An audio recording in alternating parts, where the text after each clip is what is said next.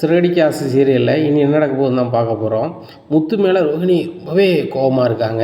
இந்த முத்து சனியம் போல் வந்துட்டானே, அந்த பணத்தையும் வாங்கி என்கிட்ட தருவான் இல்லை மனோஜ்கிட்ட தருவான்னு பார்த்தா இவன் நேராக அங்கிள்கிட்டே கொண்டு கொடுத்துட்டானே, இவனுக்கு எவ்வளோ திமிருக்கும். இந்த முத்தும் மீனாவும் எங்களுக்கு வேண்டாததுக்கே எல்லாமே செஞ்சிட்ருக்காங்க அப்படின்னு சொல்லிட்டு ரொம்பவே கோபத்தில் இருக்காங்க. அப்புறம் ஒன்று நினைக்கிறாங்க, அங்கிள் ஆன்ட்டி சொன்னால் கேட்பாங்க, அதுபோக மனோஜும் பரிந்து பேசிட்டாங்க, நானும் சொல்லிட்டோம்னா கண்டிப்பாக பணத்தை தந்துடுவாங்க. எப்படியாவது அங்கிளை ஏமாற்றி பேசி அந்த பணத்தை வாங்கிட்டு கனடா வேலைக்கு மனோஜை அனுப்பிடணும். மீதி பணம் கையில் இருக்கும். அங்கே வீடு தங்குறதுக்கு வாடகை கொடுக்க வைக்கலாம், முதல்ல இதை பார்த்துக்கலாம். அதுபோக அங்கேயே செட்டில் ஆகிடலாம். நம்ம கல்யாணம் முடிஞ்சதோ நம்ம கிராமத்தில் இருந்ததோ நம்ம பழைய கால வாழ்க்கை எதுவுமே தெரியாமல் போயிடும். என்னை எல்லோரும் டார்ச்சர் பண்ணுறாங்க.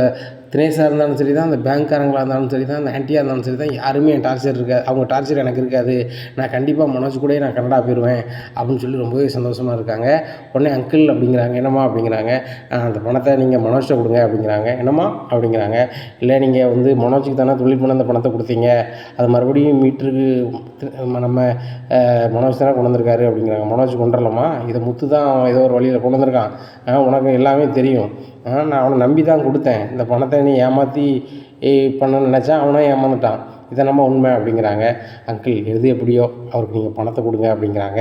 உடனே விஜயா சொல்கிறாங்க, ஏங்க மனோஜ் இந்த பணத்துக்காக தானங்க ரொம்ப கஷ்டப்பட்டான், பணம் இல்லாமல் தானே அவன் பிஸ்னஸ் பண்ணாமல் வீட்டிலே உட்காந்துட்டு இருக்கான், அந்த முத்து கூட தண்டைச்சோறுன்னு பேசிகிட்டு இருக்கான் அப்படிங்கிறாங்க. முத்து என்ன சும்மையாக சொன்னால் உட்காந்து தண்டைச்சோறு தின்னுக்கிட்டு இருந்தான். அது போக வேலைக்கு போகிறோன்னு சொல்லி பார்க்காக சுற்றிட்டு இருந்தான். அதை ஆதாரபூர்வமாக நிரூபித்த உடனே அவனுக்கால ஒன்றும் செய்ய முடியல. இல்லை அப்படின்னா இன்னும் அந்த பார்க்குக்கு போய்கிட்டே வேலைக்கு போயிட்டுருக்கேன் அப்படின்னு சொல்லிட்டு அங்கங்கே கடன் வாங்கி சம்பளத்தை கொடுத்துருப்பான். இதான் நடந்திருக்கும் அப்படிங்கிறாங்க. விஜயாவால் ஒன்றும் பேச முடியல. இந்த சூழ்நிலையில் ரோஹினிட்ட கண்ணை காமிக்கிறாங்க. ரோஹினி பரிந்து பேசு, மாமாட்ட வாங்கு அப்படின்ட்டு. உடனே அங்கிள் எப்படியாவது கொடுங்க, எங்கள் அப்பா ஜெயிலில் இருக்காங்க, இல்லைனா நான் எனக்கு இந்த பணம் பெரிய விஷயம் இல்லை அப்படிங்கிறாங்க. ஆமாப்பா, இல்லைனா பார்லரை விற்று கூட அந்த மேடம் கொடுத்துருவாங்க அப்படிங்கிறாங்க. ஆமாம், என் பார்லர் சொந்த பார்லர் தான், அந்த பார்லர் யார்ட்டையும் கொடுத்தா இன்னும் ஒரு 15 லட்சம் யாரும் தரமாட்டாங்களா? நான் என்ன நினைக்கிறேன்னா, என் புருஷன் உழைப்பில் நான் தச்சமயத்து சாப்பிடக்கூடாது, அவர் கொஞ்சம் எந்திரிச்சு வரட்டும், அதுக்கப்புறம் நான் அந்த பார்லர் விற்றுட்டு மனோஜ் கூட போய் கனடாவில் போய் இருக்கலாம்னு நினைக்கிறேன் அப்படிங்கிறாங்க. நீ என்ன நினைக்கிறேன்னு எனக்கு தெரியும், அது போக உண்மையில என்னென்னு அப்பாவுக்கு தெரியும் அப்படிங்கிறாங்க.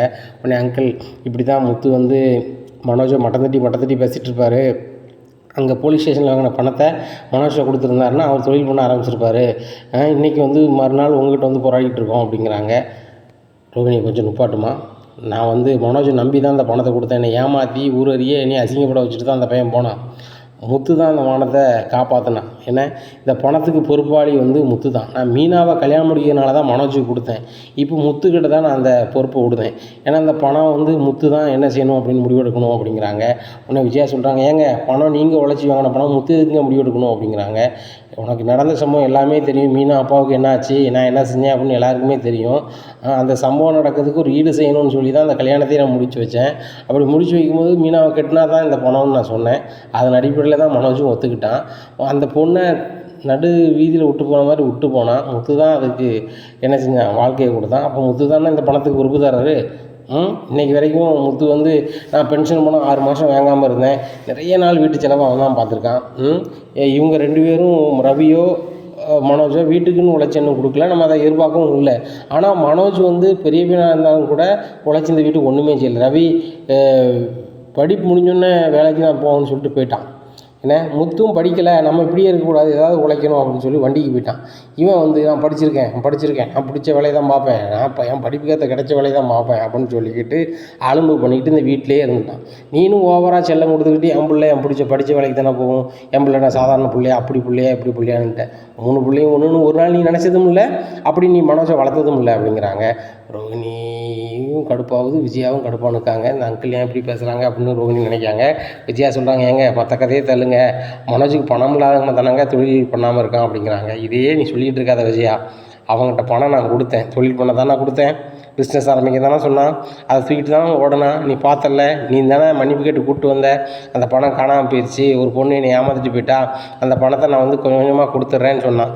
கொடுத்தானா இல்லை, இப்போ முத்து தான் மீட்டு வந்திருக்கான், கொடுக்க வேண்டாம், அவனுக்கு ஒரு கல்யாணம் முடிச்சு வச்சல, நீ தானே முடிச்சு வச்ச, ஆமாங்க அப்படிங்கிறாங்க. கல்யாணம் முடிச்சு வச்சல, அதுக்கப்புறமா ஒரு சின்ன வேலைக்காவது போனான்னா 1 மாதம் சம்பளம் ரோகிணி உங்கள்கிட்ட உன் வீட்டுக்காரர் உழைச்சி தந்திருக்காரா அப்படின்னு கேட்குறாங்க.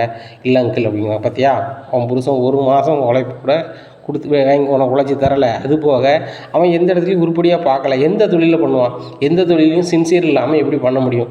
முழு மனதோடு செஞ்சால் தானே வெற்றி கிடைக்கும். வெற்றி வந்து சும்மா கிடச்சிருமா? பிஸ்னஸ் பண்ணோன்னா எல்லாருக்குமே லாபம் கிடச்சிருமா? நேர்மையாக பண்ணணும். அதுபோக அதில் முழு முயற்சியாக இறங்கணும். இன்றைக்கி முத்து ஒரு கார் போயிடுச்சு, ஐயோ கார் போயிட்டு நான் ஆட்டோ ஓட்ட மாட்டேன்னு சொன்னால் அவனா அதுக்கு கீழ்நிலையில் வந்து ஆட்டோ ஓட்டுறான். அவன் கஷ்டத்தை புரிஞ்சுக்கிட்டு அவன் மனைவி செய்கிறான்.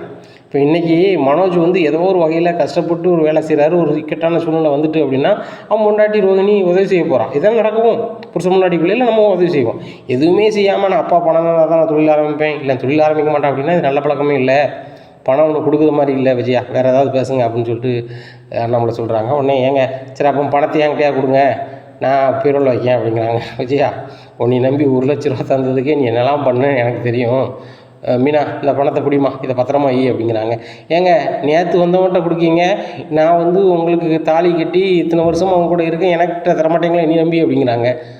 விஜயா உன்னை நம்பி நான் பணம் தந்து நான் வந்து அசிங்கப்பட்டதோ வேதனைப்பட்டதோ போதும், என்ன மீனா வச்சுக்கிடுவோம் அப்படிங்கிறாங்க. ஏங்க இந்த பூக்காரி நம்புறீங்க, என்ன நம்ப மாட்டேங்க, பணம் காணலைன்னா அப்போ தெரியும் அப்படிங்கிறாங்க.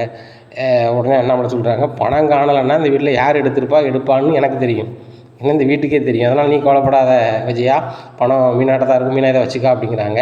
உடனே மீனா சொல்கிறாங்க, மாமா அத்தட்ட வேணா கொடுங்களேன், என்கிட்ட இருக்கிறதோட அத்தட்ட இருந்தால் நல்லது அப்படிங்கிறாங்க. ஏம்மா உங்கள்கிட்ட இருக்கிறதோட அத்தட்ட இருந்தால் நல்லது நீ நினைக்க, அவன் நீ மருமகளாகவும் நினைக்க மாட்டா, அது போக உங்கள்கிட்ட இருக்கக்கூடாதுன்னு நினைக்கிறான். நீ வந்து எப்படி நினைக்க, அத்தட்ட இருக்கட்டும்னு நினைக்க. அங்கே இருந்தால் பாதுகாப்பு இல்லை, மீனாகிட்ட இருந்தால் தான் பாதுகாப்பாக இருக்கும்னு நான் நினைக்கிறேன். நீ பத்திரமா வச்சுக்க, நாளைக்கு மாமா வந்து பேங்க் அக்கௌண்ட்டில் போட்டுறேன் சரியா, நீ நைட் போட்டு நீ வச்சுக்க அப்படின்னுட்டு இருக்காங்க. இதை கேட்ட மனோஜ் சொல்கிறாரு, அப்பா நான் உங்கள் பையன் தானப்பா, எனக்கு தொழில் பண்ணதுக்கு நீங்கள் தரணும்லப்பா அப்படிங்கிறாங்க. டேய் எனக்கு 3 பையன், 3 பையன் இல்லை மீதி 2 பையன் யாராவது தொழில் பண்ணதுக்கு என்கிட்ட தொழில் பண்ணதுக்கோ எதுக்கோ யாருமே பணம் கேட்கல, நீ மட்டும் பணம் வேணும் கேட்டுக்கிட்டு இருக்க அப்படிங்கிறாங்க நம்மளை. உடனே சொல்கிறாரு, நீங்கள் முத்துக்கு மட்டும் வீட்டாட வச்சு கொடுத்தீங்களாப்பா அப்படிங்கிறாங்க. முத்து வீட்டுக்காக உழைச்சி கொடுத்துட்ருந்தான், என்ன சொன்னேன், உழைச்சி கொடுத்துட்ருந்தான் சரியா.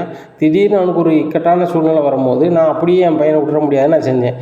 நீ ஒரு வேளை நீ பார்த்து ₹1 காசை நீ வீட்டுக்கு கொடுத்துருந்த அப்படின்னா, இந்த குடும்பத்துக்காக நீ கஷ்டப்பட்டுருந்த அப்படின்னா நானே இதை செஞ்சுருப்பேன் சரியா. இதான் உண்மை. இது 27 லட்ச ரூபான்னு இல்லை, இன்னும் 27 லட்சம்னாலும் யாருக்கு நான் கடன் வாங்கி தந்திருப்பேன். இதான் உண்மை இல்லை அப்படிங்கிறாங்க. என்னப்பா இப்படி சொல்கிறீங்க அப்படிங்கிறாங்க. உண்மையை தான் சொல்கிறேன். ஏதாவது ஒரு வேலையை உருப்படியாக ஒரு 6 மாதம் பாரு, என்னை நம்ப வை, நான் இந்த பணம் இல்லை தம்பி, 27 லட்ச ரூபா இல்லை 50 லட்ச ரூபா அப்போ நான் கடன் வாங்கி தரேன் அப்படிங்கிறாங்க.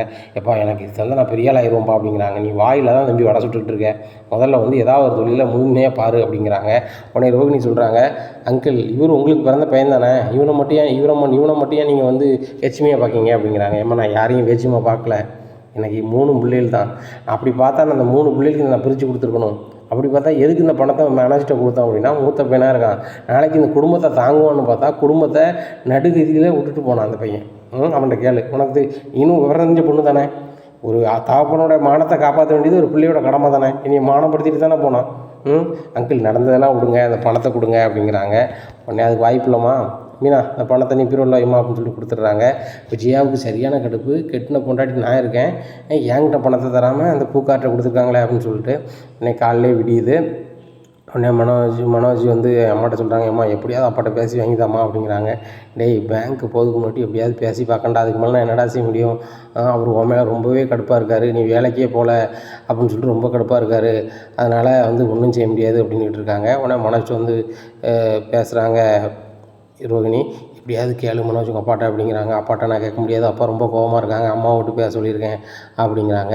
உடனே விஜயா வந்து சொல்கிறாங்க, நம்மகிட்ட எங்க இங்கே பேங்க்கு போக வேண்டாம் அப்படிங்கிறாங்க. பேங்க்கு ஏன் போகக்கூடாது அப்படிங்கிறாங்க. இல்லைங்க அந்த பணத்தை நீங்கள் மனோஜ் கிட்ட கொடுங்க, மனோஜ் நைட்டு பூரா சாப்பிடலைங்க அப்படிங்கிறாங்க. நைட்டு பூரா சாப்பிடலையா, அப்போ பக்கெட் பிரியாணி யாருக்கு ஆர்டர் பண்ணால் நைட்டு அப்படிங்கிறாங்க. விஜயா திருதுன்னு முடிக்காங்க. உன் பையன் சாப்பிடாமலாம் இருக்க மாட்டான், ஒரு நாளும் என்ன நடந்தாலும் சாப்பிடுவான் சரியா, அதை விடு, இப்போ அவனுக்கு நான் பணம் கொடுக்குற மாதிரி இல்லை, நான் தான் சொல்லிட்டேனே நைட்டே, ஒரு குடும்பத்தில் வேற நான் என்ன சொல்லணுமோ சொல்லிட்டேன், ஏன்னா அவன் வந்து 6 மாதம் ஏதாவது வேலை பார்க்கட்டும், அப்புறம் அவனுக்கு என்ன செய்யணுமோ செய்வோம் அப்படிங்கிறாங்க. அப்போ சுருதி வந்துடுறாங்க, நான் வேலைக்கு போய்ட்டு வரேன் அப்படிங்கிறாங்க. சரிம்மா அப்படிங்கிறாங்க. உடனே விஜயா புலம்புதை பார்த்துட்டு, ஆண்டி அங்கிள் தான் சொல்லிட்டாங்களே, அவங்களுக்கே உடம்புக்கு முடியலை, அவங்க உழைப்பு அவங்ககிட்ட இருந்தால் இப்போ என்ன, கடைசி காலத்தில் அவங்களுக்கு எதுக்கும் ஆகும். இவர் எதுக்கு அந்த பணத்தை வேணும்னுக்கிட்டு இருக்காரு. எல்லோரும் தான் உழைக்கும்.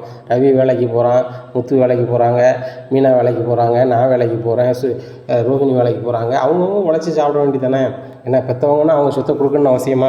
எங்கள் அப்பா அம்மா உழைச்சி சொத்து வச்சுருக்காங்க, அதெல்லாம் நான் கேட்கயா போகிறேன் அப்படிங்கிறாங்க. சுருதி அப்படி இருக்காது, அவங்க அப்பா அம்மா சொத்து போகிற உனக்கு தானே அப்படிங்கிறாங்க. ஆன்ட்டி நான்லாம் அப்படி கிடையாது, அவங்க யாருக்கும் கொடுத்தாலும் கொடுத்துட்டு போகிறாங்க. ரவிட்ட ரெஸ்டாரண்ட் வச்சு தரேன்னு சொல்லி எங்கள் அப்பா எங்கள் அம்மாவும் சொல்ல தான் செஞ்சாங்க. அதெல்லாம் எனக்கு வேண்டாம், என்றைக்கு நான் உழைச்சி வைக்கணும் வச்சுக்கிறேன் அப்படின்னு சொல்லிட்டான். சாதாரண ஒரு வெளியூர் போகிறது டிக்கெட்டே வாங்க மாட்டேன்ட்டான் அவங்க செலவில். அந்த மாதிரி ஆள் ரவி. நானும் அப்படி தான்.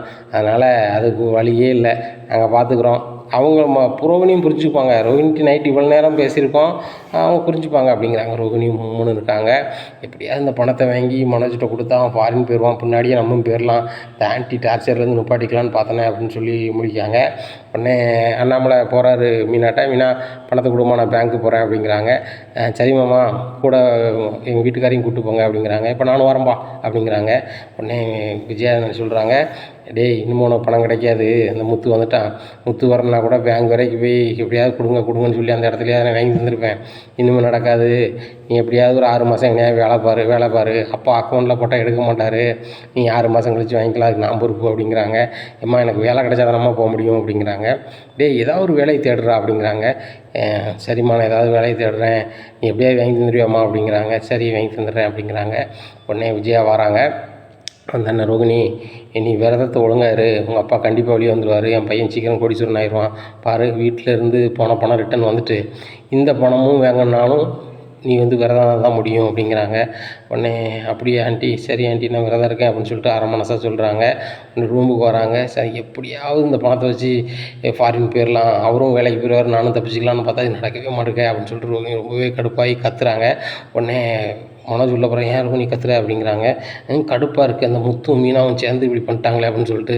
அவங்க என்ன பண்ணாங்க, நம்ம தான் ஸ்டேஷனுக்கு முந்தி போயிட்டோம், எப்படியாவது ஜீவாவை நம்ம பார்லர் வச்சு மிரட்டி வாங்கிக்கணும், போலீஸுக்கு போனால் தப்போ அப்படிங்கிறாங்க. போலீஸுக்கு போனாலும் சரி தான், உன் தம்பி பொண்டாட்டி உன் தம்பியை ஸ்டேஷனுக்கு வர வச்சது தான் தப்பு அப்படிங்கிறாங்க. அவங்க தற்செயலாக தானே வந்திருக்காங்க அப்படிங்கிறாங்க. இல்லை அவங்க பிளான் பண்ணி தான் வந்திருக்காங்க, அந்த ஜீவாவுக்கு இவன் தானே கார் ஓட்டியிருக்கான், எல்லாமே தெரிஞ்சுக்கிட்டு தான் வந்திருக்கான், அந்த பணம் நம்மளுக்கு கிடைக்கக்கூடாது, உங்கள் அப்பாட்ட போய் சேரணும்னு அவன் செஞ்சுட்டான் கரெக்டா அப்படிங்கிறாங்க. அப்படியே சொல்கிற ரோகிணி அப்படிங்கிறாங்க. ஆமாம் இன்னும் நீ மகாவே வேறு அப்படிங்கிறாங்க. சரி இன்னும் நான் புத்திசாலித்தனமாக இருக்கேன், இன்னமும் புத்திசாலித்தனமாக நீ இருந்து என்ன செய்ய போகிற, 6 மாதம் நீ வேலை பார்த்து உங்கள் அப்பா திருப்தியான பிறகு தான் பணம் தருவாராம், இதெல்லாம் நடக்கிற கதையா, 6 மாதத்துல நான் சின்ன பண்ணாமல் ஆயிடுவேன் அப்படிங்கிறாங்க. என்ன சொல்கிற ரோகிணி, ஒன்றும் நீ எப்படியாவது ஒரு வேலையை தேடு அப்படின்னு சொல்லிட்டு இருக்காங்க. ரொம்ப கோவமாக இருக்காங்க. நீ பார்லர் போகலையா அப்படிங்கிறாங்க. நான் பார்லர் போகல, நான் மண்ணுக்குள்ளே போகிறேன் அப்படிங்கிறாங்க. என்ன இருக்கும் இப்படி பேசுகிற அப்படிங்கிற பிறகு உங்கள் வீட்டில் என்ன பாடாப்படுத்துகிறாங்க, விரதருன்னு சொல்லிட்டு, நீனாவது வேலைக்கு போனால் நானும் கனடா போகிறேன்னு சொல்லிட்டு வந்துடுவேன், ஒரு இல்லாமல் போயிடும்னு நினச்சா நீனும் அதை செய்ய மாட்டேற, எங்கள் அப்பா வேறு இப்போ ஜெயிலில் இருக்கார், அவர் எப்போ வர போகிறாரு அப்படின்னு தெரில அப்படிங்கிறாங்க. ரோகிணி உங்கள் அப்பா எப்போ வரான்னு சொல்லி யார்ட்டையாவது ஃபோன் அடிச்சுக்கலேன், அவர் சீக்கிரம் வந்தார நான் தொழில் பண்ண வசதியாக இருக்கும்ல அப்படிங்கிறாங்க. இப்படியே சொல்லிக்கிட்டே இரு, நீ ஏதாவது வேலைக்கு போயிடாத, சரி நீ தூரப்போ, எனக்கு ஒன்று பார்க்க எரிச்சலாக இருக்குது அப்படிங்கிறாங்க. மனோஜ் சரி ரைட்டு, நம்ம ரோகிணி முகத்தில் இருக்க வேண்டாம், கொஞ்சம் தூரம் போயிடும் அப்படின்னு சொல்லிட்டு, சரி ரோகிணி எனக்கு ஒரு இடத்துல வேலைக்கு போயிட்டு வரேன் அப்படின்னு சொல்லிட்டு நேராக பார்க்கில் போய் உட்காந்துருக்காரு. அவர் ஃப்ரெண்டு வராரு. என்ன நண்பா காலையில் உட்காந்துருக்க அப்படிங்கிறாங்க. இல்லை வீட்டில் உரி தாங்க முடியல தான் வந்துட்டேன் அப்படிங்கிறாங்க. அதான் சொன்னேன் அன்றைக்கி ஒரு நாள் பிச்சைக்கார வேஷம் போடுன்னேன், அரைக்குறையாக போனேன், வாழ்க்கை அரைக்குறையாயிட்டா அப்படிங்கிறாங்க. அம்மனன்பா கை கட்டினது வாய் கட்டலை அப்படிங்கிறாங்க. அதான் சொன்னேன் நீ அதை மட்டும் செஞ்சுருந்த அப்படின்னா சீக்கிரம் கோடீஸ்வரனாக இருப்ப அப்படிங்கிறாங்க. ஆமாம் நான் செய்யாமல் விட்டேன், இன்னும் அதை செய்யணும், என்ன செய்யலாம் அப்படிங்கிறாங்க. அதே மாதிரி தான் ஒரு யூனிஃபார்ம் எடு, அதேமாதிரி கோயிலில் போய் ஒரு நாள் ஊரம் இருந்தால் போன பணம் வந்துட போகுது அப்படிங்கிறாங்க. சரி நண்பா இன்றைக்கி செஞ்சே ஆகணும் அப்படிங்கிறாங்க. சரி இன்றைக்கி தான் நேரம் ஆயிடுச்சே, நாளைக்கு வா அப்படிங்கிறாங்க. நண்பா இன்றைக்கி செய்ய வேண்டியதான், அன்னைக்கு எந்த நேரத்துலேருந்து இருந்துச்சனோ அதே நேரத்தில் உட்காந்துட வேண்டியதான், அதே கோயிலில் உட்காந்துட வேண்டியதான் அப்படின்னு சொல்லிட்டு பிச்சைக்கார ட்ரெஸ்லாம் வாங்கிட்டு நேரவே உட்கார்றாரு. உடனே பக்கத்தில் இருக்கிறவர் சொல்கிறாரு, தம்பி நீ என்ன உனக்கு தம்பியோட போனால் ஒரு நாள் தான் இருக்க போகிறேன்னு இன்றைக்கி வந்திருக்க, தினங்க இருந்து சம்பாதிக்கலான்னு பாக்கியா அப்படிங்கிறான். அண்ணாச்சி சம்பாதிக்க வரல, நான் சம்பாதிச்சது கூட உங்கள்கிட்ட தந்துடுறேன், இன்றைக்கி ஒரு நாள் இருந்துக்கிறேன் அப்படிங்கிறாங்க. சரி ஒரு ஆளுக்கு தரக்கூடாது, நீ பிச்சை எடுத்து எல்லாருக்கும் நாங்கள் 5 பேர் இருக்கோம், 5 பேருக்கு ஷேர் பண்ணிட்டு போயிருந்தேன் அப்படிங்கிறாங்க. சரி 5 பேருக்கு ஷேர் பண்ணிடுறேன், நீங்கள் சாப்பாடு ஆர்டர் பண்ணுவீங்களா, எனக்கும் சேர்த்து ஆர்டர் பண்ணிடுங்க அப்படிங்கிறாங்க. சரி உனக்கு பிரியாணியா சைவமா அப்படிங்கிறாங்க. நான் அசைவ பிரியாணி அப்படிங்கிறாங்க. பிச்சை எடுக்கிறதுக்கு வந்திருக்கேன், ஆனால் நீ அசைவம் தான் சாப்பிட வச்சா ரைட்டு ஆர்டர் பண்ணிடுறேன் அப்படின்னு சொல்லிட்டு அவர் ஆர்டர் பண்ணுறாரு. மனோஜுக்கும் சேர்த்து. மனோஜ் பயங்கரமாக உட்காந்து சாப்பிட்டுட்ருக்காரு. இந்த சூழ்நிலையில் அந்த கோயிலுக்கு வித்தியா வராங்க. மனோஜ் பிச்சை எடுத்துகிட்டு இருக்காரு. இதை பார்த்தோன்னே வித்யாவுக்கு சரியான காண்டாயிருது. உடனே ஃபோன் அடிக்கிறாங்க. ரோகிணி உன் புருஷனை எப்படி நீ திராட்டில் விட்டியா அப்படிங்கிறாங்க. அவனை கட்டினதுனால நான் தாண்டி திராட்டுக்கு வந்துட்டேன் அப்படிங்கிறாங்க. இல்லை அவர் கோயிலேருந்து பிச்சை எடுத்துகிட்டு இருக்காரு அப்படின்னா பிச்சை எடுத்துகிட்டு இருக்கானா அப்படிங்கிறாங்க. உடனே ரோகிணி வராங்க. டேய் மனோஜ் நீ ஏன்டா அசிங்கப்படுத்திட்டு இருக்க அப்படிங்கிறாங்க. ரோகிணி தயவுசெய்து நீ போ, இன்றைக்கி ஒரு நாள் நான் முடிச்சிட்டேன்னா கண்டிப்பாக நான் கோடீஸ்வரன், அதனால் நீ பேர் அப்படிங்கிறாங்க. நீ திருந்தவே மாட்டியா மனோஜ், ஒவ்வொரு நாளும் நீ அசிங்கப்படுத்திட்டு தான் இருப்பியா? உங்கள் அப்பாட்ட இருக்க பணத்தை உனக்கு பேசி வாங்க தெரில, அந்த ஜீவாக்கிட்ட வாங்க பணத்தை உன் தம்பிகிட்ட இருந்து பிடுங்க தெரில, இவ்வளவும் இருந்துக்கிட்டு நீ வந்து இவ்வளோ வாய் பேசிகிட்டு இருக்க, என்றைக்கு நீ முன்னேற போகிற? ஏதாவது வேலைக்கு போயிட்டு வரேன், இன்டர்வியூ போயிட்டு வரேன்னு சொல்லிட்டு போயிட்டு நீங்கள் வந்து உட்காந்துருக்கு, இதான் உன் வேலையா அப்படிங்கிறாங்க. ரோகிணி என் ஃப்ரெண்டு தான் சொன்னார், அன்றைக்கி நீ இடையிலே போயிட்டு அதனால தான் உன்கிட்ட கையில் கட்டினது வாழ்க்கை கேட்டாமல் போயிட்டு, அதனால் நீ ஃபுல்லாக இருந்து அப்படின்னா நீ பெரிய ஆள் ஆயிடுவேன்னு சொன்னாங்க, அதான் வந்து எடுத்துக்கிட்டு இருக்கேன் அப்படிங்கிறாங்க. ஆமாம் தெருவா போ, சீக்கிரம் கோடீஸ்வரன் ஆயிடுவா அப்படிங்கிறாங்க. அப்படியே ரோகிணி அப்படிங்கிறாங்க. துறந்தி அப்படிங்கிறாங்க. அந்த பக்கத்தில் போகிறாங்க. ரோகிணி அப்படிங்கிறாங்க. நாருது முதல்ல குளிச்சுட்டு வா அப்படிங்க. குளிச்சுட்டு வந்து வராங்க. உடனே ஏண்டி உன் புருஷன் இப்படி ஆகிட்டாரு அப்படின்னு கேட்குறாங்க வித்யா. உடனே அதான்டி நீ எவ்வளோ சொன்னேன், இந்த மாதிரி ஒரு கண்ணாடி போட்டால் ஒரு சோடா பெட்டி நீ கட்டாதண்ணே, இப்போ நான் கட்டிட்டு நான் ரொம்ப சீரழிதேன் அப்படிங்கிறாங்க. நான் சொன்னதை எங்கடி நீ கேட்டேன், இப்போமாவது சொல்கிறேன், உனக்கு குழந்தை இல்லை பொழைச்சிக்கோ, இவர் வேணான்னு சொல்லிட்டு வேறு கல்யாணத்தை முடியல அப்படிங்கிறாங்க. உடனே மனோஜ் ஏய் நீ வேண்டாத வேலை பார்க்காத வித்யா அப்படிங்கிறாங்க. நான் உண்மையை தான் சொல்கிறேன் அப்படிங்கிறாங்க. உடனே ரோகிணி சொல்கிறாங்க, ஆமாம் நானும் அதை பற்றி தான் முடிவெடுக்கலான்ட்டு இருக்கேன் வித்யா, ஓவராக பண்ணிகிட்ருக்காரு மனோஜ், வேலைக்கும் போக மாட்டுறாரு, வீட்டில் ரொம்ப அசிங்கமாக இருக்குது, இவங்க அம்மாவும் எங்கள் அப்பா ஜெயிலேருந்து வர்றதுக்கு விரதம் இருந்தால் சரியாயிருமா, நான் விரதம் இருக்கணுமா, அது 48 நாள் ஒரு மண்டலம் இருக்கணுமா, தினம் பாடாப்படுத்துது, அங்கே பிரதர்சனம் அங்கே பிரதர்சனம் இருக்கணுங்கிறாங்க, அன்னதானம் கொடுக்கணுங்கிறாங்க, அது நானே சமைச்சு கொடுக்கணுமா, இனிமேல் என்னென்னா தீ மிதிக்கணும்பாங்க, இன்னொன்று தீ சட்டி எடுக்கணும்பாங்க, இல்லை நான் அழகு குத்தணும்பாங்க, இந்த மாதிரி பண்ணிகிட்டே இருப்பாங்க. இதெல்லாம் நமக்கு ஒரு பேராது, சரி வராது மனோஜ், ஒன்று உங்கள் அம்மாட்ட சொல்லு, இதோட நிப்பாட்டிக்கிட்ட சொல்லு, இன்னுமே இப்படி பண்ணிக்கிட்டு இருந்தாங்க அப்படின்னா நான் அந்த வீட்டில் இருக்க மாட்டேன், வீட்டுக்கு வரமாட்டேன், சரியா, நான் எங்கள் நாட்டை பார்த்து போயிடுவேன் அப்படிங்கிறாங்க. இன்னும் வித்தியா கேட்குறேன், எந்த நாட்டை பார்த்துட்டு போவேன் அப்படிங்கிறாங்க. ரெடி சும்மா ரெடி, நான் வந்து மலேசியாவுக்கே போயிடுவேன் அப்படிங்கிறாங்க. ரோகிணி அப்போ நம்மளும் மலேசியாவுக்கு போயிடுவேன் அப்படிங்கிறாரு. இல்லை நான் மட்டும் தான் போகிறேன் அப்படிங்கிறாங்க. என்ன ரோகிணி என்னையும் கூட்டி போக மாட்டியா அப்படிங்கிறாங்க. ஓன் டார்ச் தாங்க முடியாமல் தான் நான் போகிறேன், அதனால தான் சொல்கிறேன், எங்கள் அப்பா வீட்டுக்கு நீ கூப்பிட்டு போகணுன்னா நீ இமேஜாக இருந்தால் தானே கூட்டி போக முடியும், முதல்ல நீ ஒரு வேலையை தேடு அப்படிங்கிறாங்க. சரி ரோகிணி அப்படிங்கிறாங்க. நாளைக்கு வேறு எதுவும் கோயிலுக்கு போயிடாதங்க அப்படிங்கிறாங்க வித்யா. உடனே ஏன்டி நீனும் கிண்டல் பண்ணுற அப்படிங்க, உண்மையை தானே சொல்கிறேன், அன்னைக்கு வந்து பிச்சை எடுத்தாருன்னு சொல்லி ஃபீல் பண்ணேன், இப்போ மறுபடியும் வந்து அதே கோயிலில் பிச்சை எடுத்துகிட்டு இருக்காரு, நாளைக்கு இதே கோயிலுக்கோ இல்லை வேறு கோயிலுக்கோ போக மாட்டாருன்னு என்ன நிச்சயம் அப்படிங்கிறாங்க வித்யா. இதை கேட்ட ரோகிணிக்கு ரொம்பவே காண்டாகுது. இந்த மனோஜ் வந்து இப்படி பண்ணாலும் பண்ணுவான் அப்படின்னு சொல்லிட்டு, மனோஜ் தயவுசெய்து நீ இந்த வேலைக்கு போலையோ இப்படி வந்து அசிங்கப்படுத்தாத மனோஜ் அப்படிங்கிறாங்க. சரி ரோகிணி நான் வேலைக்கு போகிறேன்னு போலையோ இந்த மாதிரி இடத்துக்கு வரமாட்டேன் அப்படிங்கிறாங்க. ஓ அப்போ நீ வேலைக்கே போக மாட்டாங்கய்யா அப்படிங்கிறாங்க. ரோகிணி நான் என்ன தான் செய்யணும், வேலைக்கு போகணுமா வேண்டாமா அப்படிங்கிறாங்க. ஒரு ஆம்பளை ஒரு பொண்டாட்டியை பிள்ளையை காப்பாற்றணும்னா என்ன செய்வான்னு ஒரு ஆன்மத்தன்மையோடு யோசி அப்படிங்கிறாங்க. உடனே மனோஜுக்கு ரொம்பவே இமேஜ் பிரச்சனையாயிருது. சரி ரோகிணி நான் கண்டிப்பாக ஒரு வேலையோடு தான் வீட்டுக்கு வருவேன் அப்படிங்கிறாங்க. இப்படியே சொல்லிட்டு வேறு ஏதாவது கோயிலில் ஒன்று பார்த்தேன் அவ்வளோதான் அப்படிங்கிறாங்க. சரி ரோகிணி எங்கேயாவது வேலை தேடிட்டு வரேன் அப்படின்னு சொல்லிட்டு போகிறாரு. உடனே அங்கங்கே வேலை தேடி பார்க்குறாங்க மனோஜுக்கு வேலையே கிடைக்கல. இந்த சூழ்நிலையில் வீட்டுக்கு ரொம்ப சோகமாக போகிறாங்க. ரோகிணி முன்னுக்கூட்டியே போயிடுறாங்க. என்ன மனோஜ் ரொம்ப சோகமாக இருந்திருக்கு அப்படிங்கிறாங்க. வேலையே கிடைக்கல அப்படிங்கிறாங்க. இந்த முகத்தை வச்சு எங்கே கிடைக்கும், ஒரு நாளும் கிடைக்காது, கையில் எந்த சர்டிஃபிகேட்டோ எதுவுமே கொண்டு போகல, எப்படி வேலை கிடைக்கும், சும்மா நடிச்சுட்டு எழுதியோ அப்படிங்கிறாங்க. இல்லை ரோகிணி நான் இமெயிலில் போட்டு வச்சுருக்கேன், நான் அப்பப்போ எடுத்து பார்த்துப்பேன், இன்டர்வியூ கேட்குறவங்களுக்கு பிரிண்ட் எடுத்து கொடுத்துருவேன் அப்படிங்கிறாங்க. சரி ஏதோ சொல்கிறேன் நான் கேட்குறேன் அவ்வளோதான் அப்படிங்கிறாங்க. உடனே ரோகிணிக்கு மீனா கிராஸ் பண்ணும்போது ரொம்பவே கடுப்பாகுது. மீனா என்ன செஞ்சுட்டு இருக்கீங்க அப்படிங்கிறாங்க. இல்லை ரோகிணி சமையல்லாம் முடிச்சிட்டேன், அதான் பூ வியாபாரத்துக்கு கொஞ்சம் டெலிவரி பண்ண வேண்டியிருக்கு நான் போகிறேன் அப்படிங்கிறாங்க. நைட்டுமா போகிறீங்க, இப்போ கொஞ்சம் துணிலாம் அழுக்காக கிடக்கு, அதை கொஞ்சம் துவைச்சிருங்க அப்படிங்கிறாங்க. உடனே ரோகிணி நீங்கள் தான் துணி துவைக்கணும், நீங்கள் விரதம்லாம் இருக்கீங்க அப்படிங்கிறாங்க. ஏன் துணி இல்லை மனோஜ் துணி துவைச்சிருங்க அப்படிங்கிறாங்க. உடனே நான் டெலிவரி பண்ண வேண்டியிருக்கு அப்படிங்கிறாங்க. முதல்ல துவைச்சிட்டு போங்க மீனா, பூக்கடையில் என்ன பெருசாக வருமானம் வந்துட போகுது, துவைங்க அப்படிங்கிறாங்க. உடனே முத்து வராரு. என்ன துணியை துவைக்கணுமா, உன் புருஷன் துணி நீ துவைக்க வேண்டியதானே அப்படிங்கிறாங்க. நான் விரதம் இருக்கேன், என் துணியை நான் துவைச்சிக்கிறேன், மனோஜ் துணி தான் துவைக்க சொல்கிறேன் அப்படிங்கிறாங்க. உன் புருஷன் துணி நீ துவைக்க மாட்டியா, விரதம் இருக்கும்போது உன் துணின்னா உன் புருஷனும் சேர்ந்த துணி தான் உன் துணி, உங்கள் துணியை துவைக்கிறதுக்கு அவ்வளோ நான் கட்டிட்டு வரல, வேலைக்காரி கிடையாது என் பொண்டாட்டி, புரியுதா, இன்னும் இந்த மாதிரி வேலை வச்சுக்கிடாத மீனா, நீனும் இந்த மாதிரி துணி துவைக்கிற வேலைலாம் நீ வச்சுக்கிடாத சரியா, அவள் வந்து நீ என்ன சொன்னாலும் சரின்னு ஒரு கூட்டு குடும்பத்தில் கேட்கான்னா உங்களுக்கு துளிஞ்சாலாக தெரியுதுனே அப்படிங்கிறாங்க. அந்த நேரத்தில் சுருதி வந்துடுறாங்க. என்ன ரோகிணி வேலை பார்க்குறீங்க, நீங்கள் சும்மா இருக்கிறீங்க, இப்போ நீங்கள் துவைக்கலாம், ஏன்னா இப்போ விரதம் இருந்தால் யார்த்தாலும் துவைக்கக்கூடாதுன்னு சொல்கிறாங்க, நீங்களே துவைச்சிக்கலாம், உங்கள் வீட்டுக்காரையும் துணியும் துவைக்க வேண்டியதானே, உங்கள் வீட்டுக்காரர் வேலைக்காக போகிறாரு, மதியம் ஜூஸ் போட்டு கொடுங்க, அதை கொடுங்க, இது கொடுங்க, நிறைய நேரம் சொல்கிறீங்க, இதெல்லாம் தப்பாக தெரியலையா, நானே சில நேரம் ஆகும்போது கூட கஷ்டமாக தான் இருக்குது, சரியா ஃப்ரெண்ட்லியாக அவங்களும் இருக்கும்போது நம்மளும் சேர்ந்து சப்போர்ட் பண்ணுவோமே. மீனா ஜூஸ் போடுறீங்களா அப்படின்னு சொன்னால் நான் பழம் நறுக்கி கொடுக்கேன். நீங்கள் பார்த்துட்டு தான் இருக்கீங்க. நீங்கள் அப்படியும் உட்காந்துக்கிட்டு தோரணையாக ஆர்டர் போடுறீங்களா? நல்ல பழக்கம் இல்லை. நம்மளுக்கு எல்லாருக்குமே ஒரே வயசாக இருக்கும். என்ன நம்மளுக்கு அவங்க என்ன வேலைக்காரங்களா? இல்லைல்ல அப்படிங்கிறாங்க. உடனே மீனாட்ட சொல்கிறாங்க முத்து, அந்த பழக்குறள் பார்த்தியா வர வர நல்ல பிள்ளை ஆயிடுச்சு, அவங்க அப்பா மாதிரி இல்லாமல் அந்த பிள்ளை நல்ல பிள்ளை அப்படிங்கிறாங்க. ஏங்க சும்மா இருங்க, அவள் எப்போவுமே நல்ல பிள்ளை தான் அப்படிங்கிறாங்க. உடனே ரோகிணி, எனக்கும் வேலை இருக்குது, எனக்கு வேலை எதுவும் செய்ய முடியாது. என்ன நீங்கள் வேணால் அவங்க புதுசாக மனோஜுக்கு வேலைக்கு போகாதவங்க மனோஜுக்கு நீங்கள் சோப்பாட்டு கொடுங்க, எதுவும் செய்யுங்க, எனக்கு வேலை இருக்குது, அவருக்கு வேலை இல்லாத மாதிரி நான் வீட்டில் இருக்க முடியாது, எனக்கு பூவை டெலிவரி பண்ணிவிட்டு நான் போய்ட்டு வரேன் அப்படிங்கிறாங்க. சரி மீனா நைட் ஆகிட்டில் நானும் வரேன் கூட அப்படிங்கிறாங்க. சரி வாங்க அப்படின்னு சொல்லிட்டு 2 பேரும் பைக்கில் போய் பூவெல்லாம் டெலிவரி பண்ணுறாங்க. இந்த சூழ்நிலையில் சுருதி சொல்கிறாங்க ரோகிணிகிட்ட, ரோகிணி ரொம்ப ஓவராக பண்ணாதீங்க, பணம் காசுலாம் வந்து நம்ம வீட்டில் இருக்கலாம், ஆனால் இந்த வீட்டில் நம்ம எல்லாருமே சிஸ்டர், அதை மட்டும் மனசில் நினச்சிக்கோங்க அப்படிங்கிறாங்க. சுருதி சொல்லிட்டு போனது ரொம்பவே கடுப்பாக இருக்குது இந்த ரோகிணிக்கு. இந்த முத்தும் நம்மளை ரொம்ப ஒரு மாதிரி கேவலமாக பேசிட்டு போகிறான்.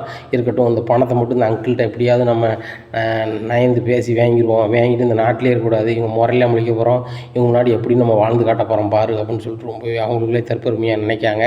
இந்த சூழ்நிலையில் மனோஜ் வந்து பயங்கரமாக போய் சாப்பிட்டுட்டு இருக்கார் டைனிங் டேபிளில். மனோஜ் நீ என்ன செஞ்சுட்டு அப்படிங்கிறாங்க. ரோகிணி சாப்பிட்றேன் அப்படிங்கிறாங்க. நான் சாப்பிடாம இருக்கேன், நீ சாப்பிட்றியா அப்படிங்கிறாங்க.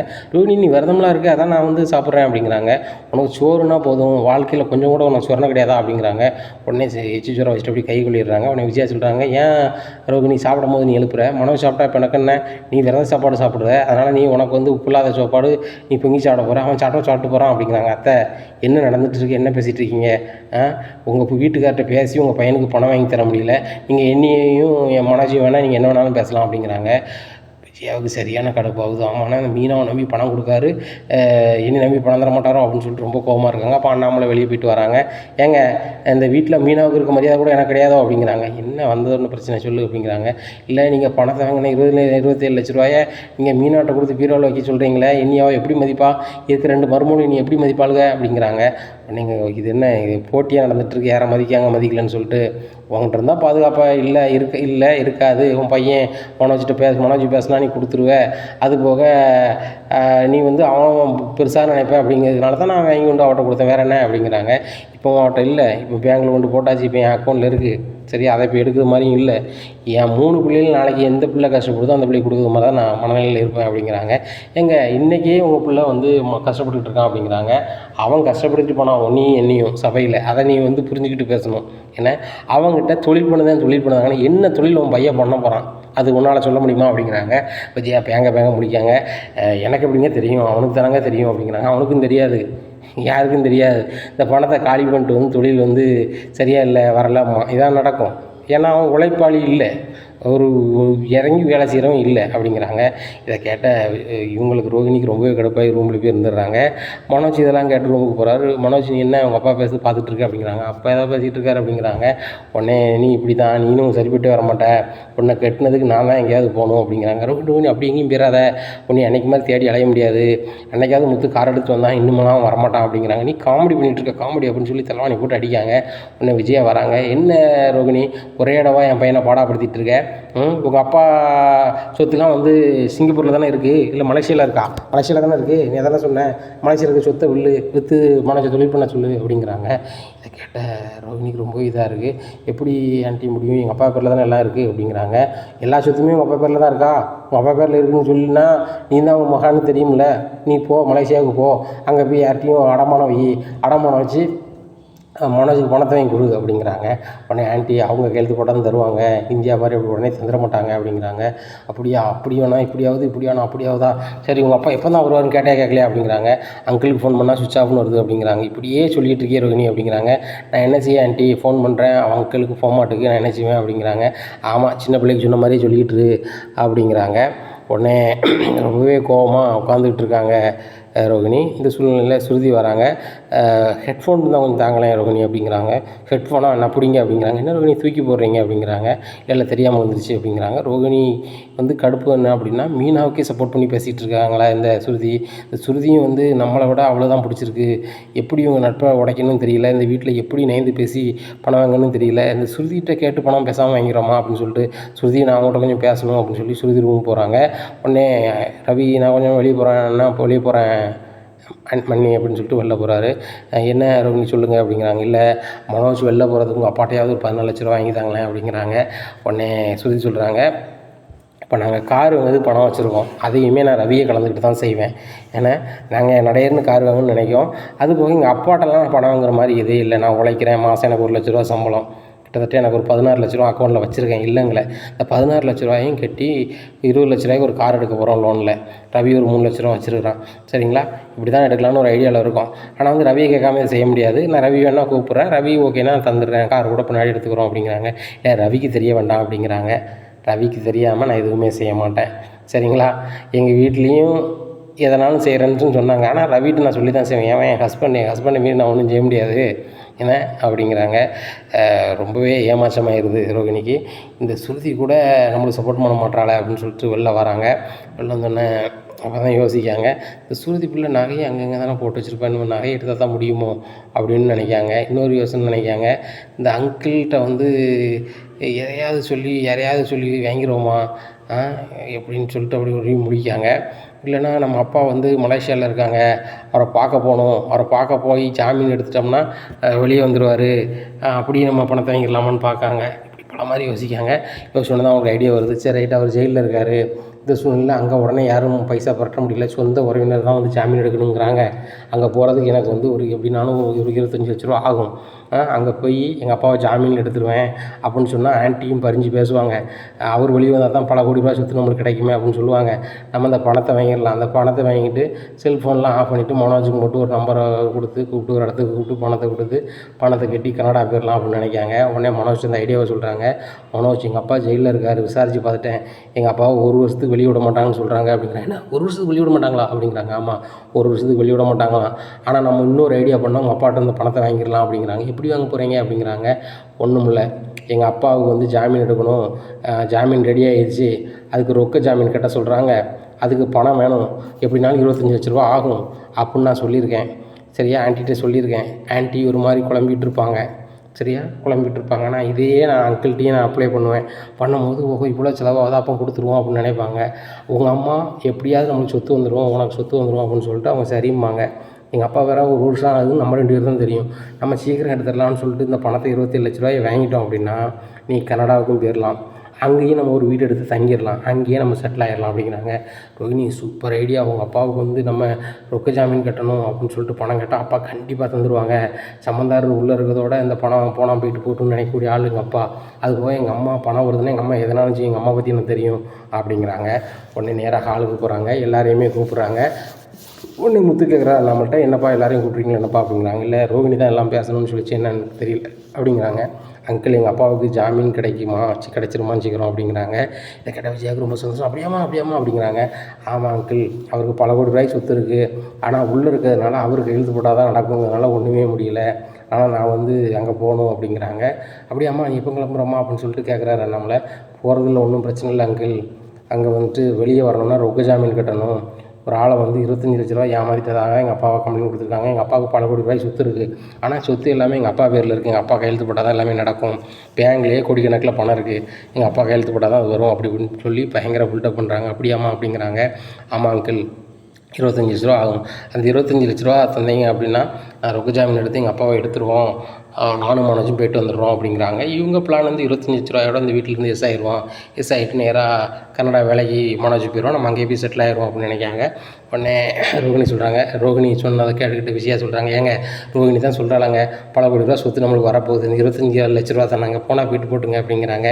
உடனே அண்ணாமலை சொல்கிறாங்க, சம்மந்தி வெளியே வர்றது ரொம்ப நல்லது தான், ஆனால் நம்மக்கிட்ட 27,00,000 ரூபா பெரிய விஷயந்தான் அப்படிங்கிறாங்க.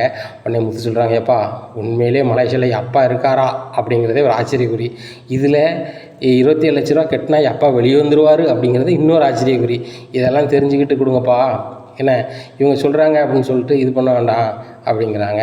உடனே எனக்கு தெரிஞ்ச ஃப்ரெண்டு ஒருத்தன் வந்து மலேசியாவில் இருக்கான்பா, அவங்கள்ட்ட கேட்போம் அப்பா எந்த ஜெயிலில் இருக்காருன்னு சொல்லிட்டு அவர் விசாரிச்சுட்டு அவர் உண்மையிலே ஜெயிலில் தான் இருக்கார், ரொக்க ஜாமீன் கட்டினா வெளியே வந்துடுவார்னு சொன்னால் நீங்கள் 27,00,000 ரூபாயை உடனே கொடுங்கப்பா, 2 பேரே போய் அப்பாவை ஜாமீன் எடுக்கட்டும், அதை பற்றி ஒன்றும் இல்லை அப்படிங்கிறாங்க. இதை கேட்ட ரோகிணி சொல்கிறாங்க, எங்கள் அப்பா அந்த நாட்டில் பெரிய ஆள், எங்கள் அப்பா விசாரித்து அசிங்கமாக இருக்கும் அப்படி இப்படின்னுட்டு இருக்காங்க.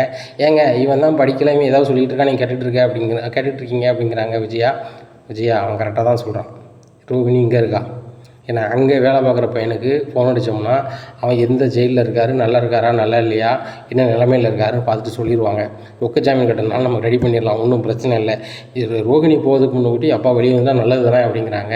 ரோகிணி ஆகா நம்ம ஒரு பிளான் போட்டால் இவங்க வேறு பிளான்லாம் போடுறாங்கன்னு சொல்லிட்டு அங்கிள் நான் போனால் தான் நல்லாயிருக்கும், ரத்த உறவு நான் போகணும்ல அப்படிங்கிறாங்க. உடனே முத்து சொல்கிறாரு அப்பா தான் வேறு கல்யாணம் முடிச்சிட்டாரு, வேறு சித்தி இருக்குதுன்னு சொல்கிறாங்களாம்மா, அவங்களும் ரத்த உறவு தானே, அவங்க கெழுத்து போட்டு வெளியே கொண்டு வர சொல்ல வேண்டியதானே அப்படிங்கிறாங்க. இல்லை எங்கள் அப்பா கையில் தான் எல்லா பணமும் இருக்குங்க, சித்திட்டு எதுவுமே கொடுக்கலையாம் அப்படிங்கிறாங்க. எதுவுமே கொடுக்காம தான் உங்கள் அப்பா உள்ள போய் இருந்தாரா? சரி ரைட்டு, என் ஃப்ரெண்டு விசாரித்த பிறகு நீங்கள் 2 பேரும் போங்க, என் ஃப்ரெண்டு எல்லா வேலையுமே பண்ணி வச்சுருவோம், நீங்கள் பேருக்கு போனால் மட்டும் போதும் அப்படிங்கிறாங்க. ரோகிணி இல்லை நான் தான் போகணும் அப்படிங்கிறாங்க. எப்பா இந்த பொண்ணு சொல்லுறதெல்லாம் நம்புது மாதிரியே இல்லை, நீங்கள் இவங்க சொல்கிறாங்கன்னு சொல்லிட்டு பணம் கொடுத்துட்டாங்கப்பா அப்படிங்கிறாங்க.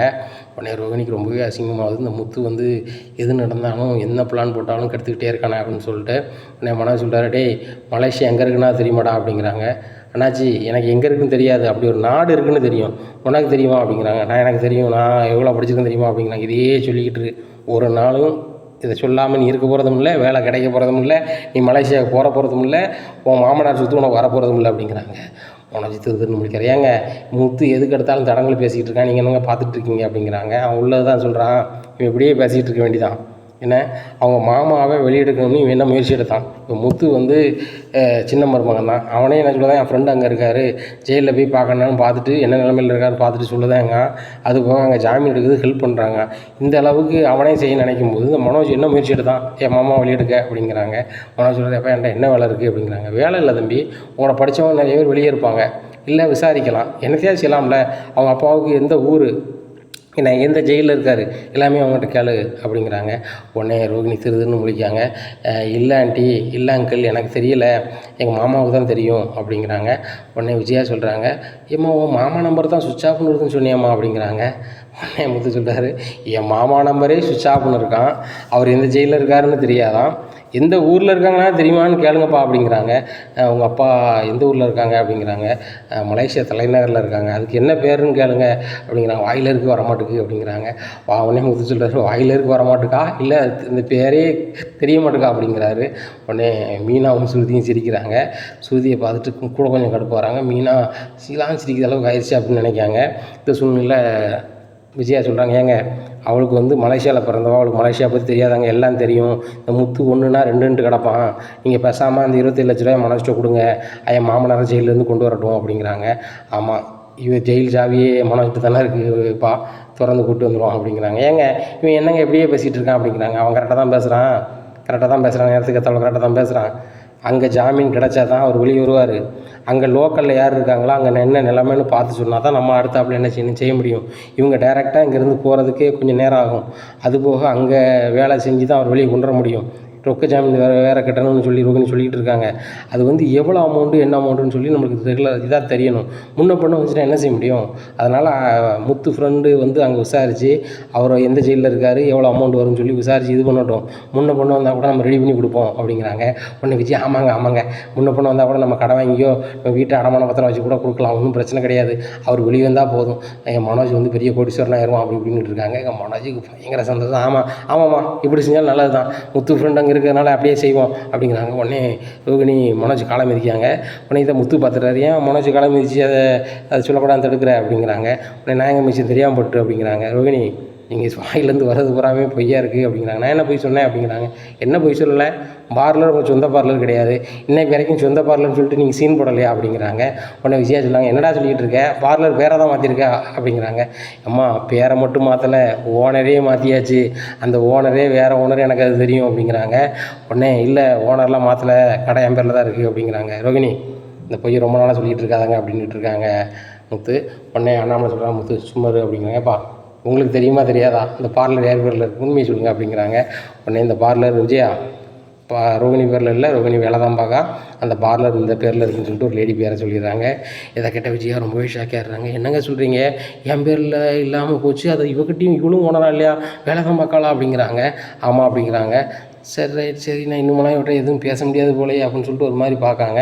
உடனே ஏங்க நீங்கள் சொன்ன மாதிரியே முத்து தெரிஞ்சு பையனை வச்சு விசாரித்து சம்மந்தியை வெளியே கொண்டு வர பாருங்கள் அப்படிங்கிறாங்க. உடனே ரோஹிணி திருதுன்னு முழிக்காங்க. இனி என்ன நடக்கும் இந்த அண்ணாமலை வீட்டில் அப்படிங்கிறத பொறுத்திருந்து பார்க்கலாம். நம்ம சேனலை மறக்காமல் லைக் அண்ட் சப்ஸ்கிரைப் பண்ணுங்கள். நன்றி, வணக்கம்.